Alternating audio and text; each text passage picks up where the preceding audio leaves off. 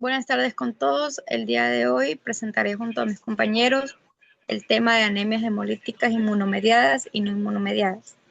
Para dar inicio a esta exposición, debemos de comprender qué es una anemia hemolítica. Si bien una anemia es la disminución de la cantidad de eritrocitos o de la concentración de hemoglobina en sangre, cuando esta anemia se produce porque los glóbulos rojos se destruyen más rápido de lo que la médula ósea los puede reemplazar, la denominamos anemia hemolítica. En condiciones normales, un eritrocito tiene una vida útil de varias semanas según la especie. Por ejemplo, en un perro, la vida del eritrocito varía de 14 a 17 semanas, en un gato de 10 a 11 semanas y así sucesivamente según pues la especie. Cuando ocurre hemólisis, la vida del eritrocito se acorta drásticamente. Eh, en la hemólisis tenemos dos tipos. Primero, ¿qué es la hemólisis? La hemólisis, como dice la palabra, hemo de hemoglobina y lisis de destrucción. Entonces, hay hemólisis intravascular y hemólisis extravascular. La intravascular ocurre solamente dentro del vaso sanguíneo. Aquí el eritrocito se destruye y libera hemoglobina, la cual cae directamente al plasma. Aquí podemos encontrar hemoglobinemia y hemoglobinuria a causa de un daño renal. En la hemólisis extravascular ocurren órganos como el vaso, el hígado y la médula ósea. Aquí, vuelta, podemos encontrar aumento de la bilirrubina, lo cual nos genera una ictericia, a causa pues de una esplenomegalia. En las anemias hemolíticas se clasifican según su tipo de destrucción. Hay anemias hemolíticas inmunomediadas y no inmunomediadas. En las inmunomediadas tenemos que el sistema inmune del animal se confunde y ataca a sus propios glóbulos rojos. En esta podemos encontrar causas primarias o secundarias. Las primeras son totalmente idiopáticas, o sea que no hay una causa en sí. En las secundarias pueden ser por fármacos, por tumores o por vacunas. Ahora, dentro de las no inmunomediadas, la destrucción ya no depende de un anticuerpo, sino de factores externos como siendo los macrófagos. Aquí las causas es por hemoparásitos, toxinas, procesos mecánicos, inclusive defectos genéticos. Para entender un poco mejor estos dos clasificaciones de anemias hemolíticas, mis compañeros les van a explicar la fisiopatología, algunas consecuencias o causas clínicas que podríamos tener y un caso clínico para entenderlo mejor en la vida real. Ahora vamos a hablar de los mecanismos fisiopatológicos de la anemia hemolítica inmunomediada. Ok, para explicarlo, básicamente voy a dar un resumen rápido. O sea, esta enfermedad como tal es cuando el sistema inmune del propio animal produce autoanticuerpos, que son principalmente la IgM y el IgG, contra los eritrocitos, que básicamente hace que se desconozcan bueno, sí, se desconozcan los glóbulos rojos como si fueran una amenaza y se destruyen.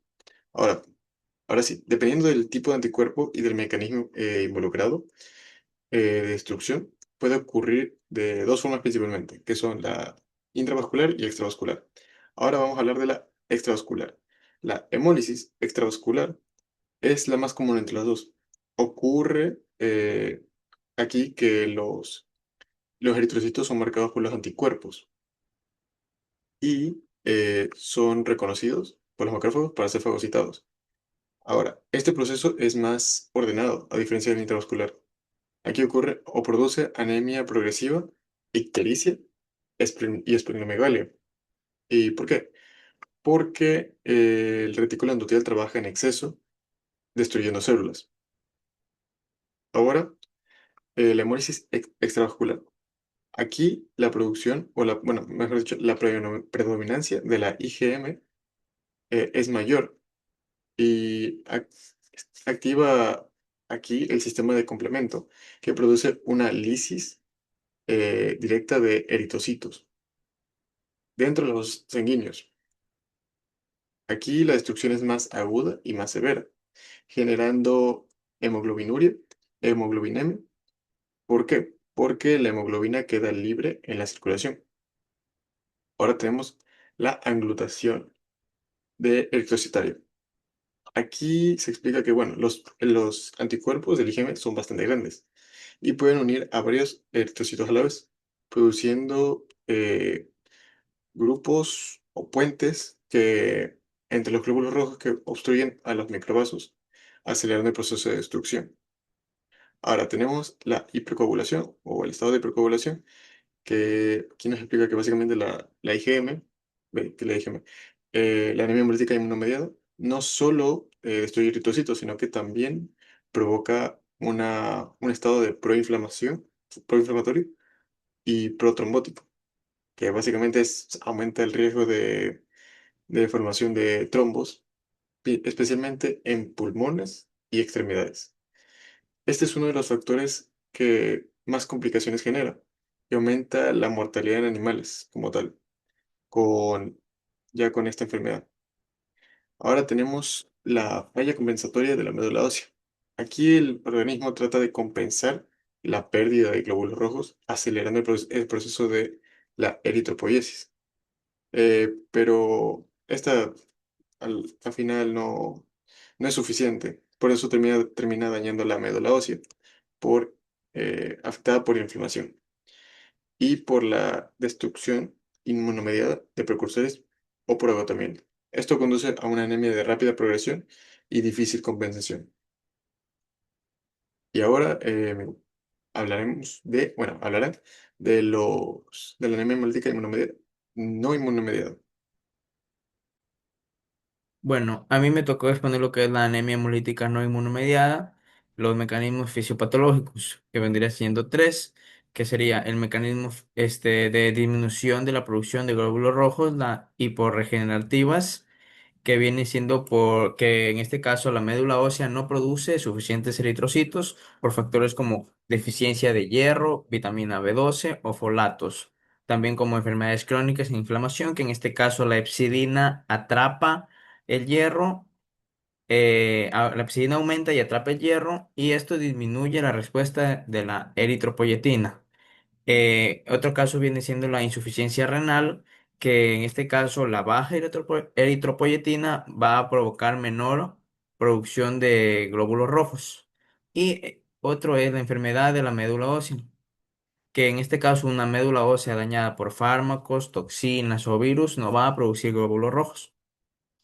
El otro punto viene siendo eh, el aumento de la pérdida de sangre, en este caso hemorragias, que serían la pérdida de glóbulos rojos hacia el exterior. En este caso tenemos dos tipos de hemorragia, que viene siendo la hemorragia aguda, que va a ser por traumas, por cirugías, por ruptura de órganos, y esto va a provocar una caída rápida del volumen sanguíneo. Y la hemorragia crónica, que esta va a ser por parásitos, úlceras, tumores, que esto va a provocar una anemia por deficiencia de hierro. Y el tercer punto sería lo que es el aumento de la destrucción no inmune de glóbulos rojos, que en este caso no intervienen los anticuerpos, sino que los glóbulos rojos van a ser destruidos por factores físicos, químicos, osmóticos o metabólicos, como puede ser la hemólisis oxidativa, los defectos enzimáticos, el daño mecánico y las toxinas y los venenos. Hola, hoy vamos a hablar sobre las consecuencias clínicas de las anemias hemolíticas inmunomediadas y no inmunomediadas. La primera consecuencia tenemos signos por destrucción de glóbulos rojos. ¿Qué genera esto? Ictericia. ¿Por qué se genera una ictericia? Por el aumento de la bilirrubina. ¿Qué presenciamos? Mucosas y pieles amarillas. Orina oscura también esa es la presencia de bilirrubina o hemoglobina cuando la hemólisis es muy intensa. 2. El problema de coagulación. La hemólisis libera hemoglobina libre y activa el endotelio.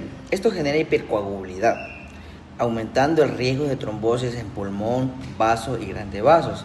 Puede causar complicaciones graves e incluso fallos multiorgánicos.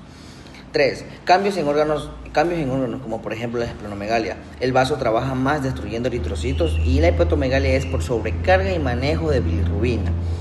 4. Esto genera una respuesta inflamatoria. La hemólisis libera citoquinas y esto genera fiebre y signos inflamatorios, sobre todo en la anemia hemolítica inmunomediada e infecciones. 5. Respuesta de la médula ósea. ¿Qué hace esto? Aumenta la producción de glóbulos rojos, produciendo una reticulocitosis. Si la enfermedad es muy severa, esta respuesta puede fallar. Hipoxia. ¿Qué es una hipoxia? Es falta de oxígeno en el tejido. Menos glóbulos rojos, menos oxígeno. ¿Qué produce esto? Debilidad, taquicardia, taquipnea y en casos severos, acidosis, daños renales o neurológicos. Un resumen de todo lo he hablado. La ictericia más orina oscura es por destrucción excesiva de glóbulos rojos. Trombosis por coagulabilidad, esplenomegalia y hepatomegalia es por sobrecarga. Fiebre se conoce como una inflamación y reticulocitosis como compensación. La hipoxia es hipoxia sistémica con riesgo de daños multiorgánicos. Gracias. Buenas noches, doctor. El día de hoy vamos a hablarles sobre el caso clínico. Tenemos a un paciente de perro mestizo, macho, de 3 años. En su historia clínica nos demuestra que tiene debilidad, anorexia, orina rojiza y mucosas pálidas desde hace 4 días, según sus dueños. En la exploración física tenemos taquicardia y taquipnea, que para hacer un pequeño recordatorio, la taquicardia es pues el aumento de la frecuencia cardíaca y la taquipnea en este caso es el aumento de la frecuencia respiratoria. Tiene las mucosas ictéricas, o sea, de color amarillo, y esplenomegalia leve, que haciendo recordatorio también, la esplenomegalia es nada más y nada menos que el agrandamiento del vaso. Y por último, deshidratación moderada. En los exámenes de laboratorio podemos tener en el hemograma, se presenta la anemia regenerativa, o sea, los hematocritos están bajos y los reticulocitos están altos. En el frotis sanguíneo se puede notar presencia de formas intraeritrocitarias, compatibles con Babesia gymnosi. En el examen bioquímico podemos darnos cuenta que existe la presencia de la bilirrubina elevada y pues hemoglobinuria, que es nada más y nada menos que en la orina, pues presencia de sangre. Como diagnóstico, pues con todo lo que hemos hablado, se diagnostica que es una anemia hemolítica no inmunomediada secundaria a babesiosis por Babesia gymnosi. Ahora, tenemos como tratamiento imidocarb, fluidoterapia, transfusión si es necesaria y también lo que es el soporte renal y monitoreo de electrolitos. El imidocarb, pues, es un antiematosario para el tratamiento y control de piroplasmosis y anaplasmosis. Eh, la transfusión, si es necesaria, pues en este caso se podría decir que es un tratamiento opcional. Y bueno, por último tenemos lo que es la evolución, que pues gracias a este tratamiento, la mejoría clínica a las 24 horas ha sido notoria. Ha tenido una buena recuperación, o sea, progresiva del hematocrito y disminución de babesia en las semanas siguientes. Entonces, el tratamiento aplicado hacia el paciente pues ha dado con éxito y ha resultado de manera positiva, tanto que ha tenido una buena mejoría durante pues, las 24 horas, como se está mencionando. Así que se puede decir que el paciente se encuentra muy bien. Entonces podríamos decir que las anemias hemolíticas es cuando el glóbulo rojo se destruye más rápido de lo que el cuerpo puede reemplazar. Eh, Puede ser por causas inmunológicas o no inmunológicas. Entonces, reconocer sus signos y entender cómo se desarrollan es clave para diagnosticar a tiempo y dar el tratamiento pues adecuado. Y con un manejo rápido y correcto, muchos pacientes se pueden recuperar y evitar complicaciones graves. Así que entender la diferencia entre las dos es muy importante dentro de la clínica diaria. Gracias.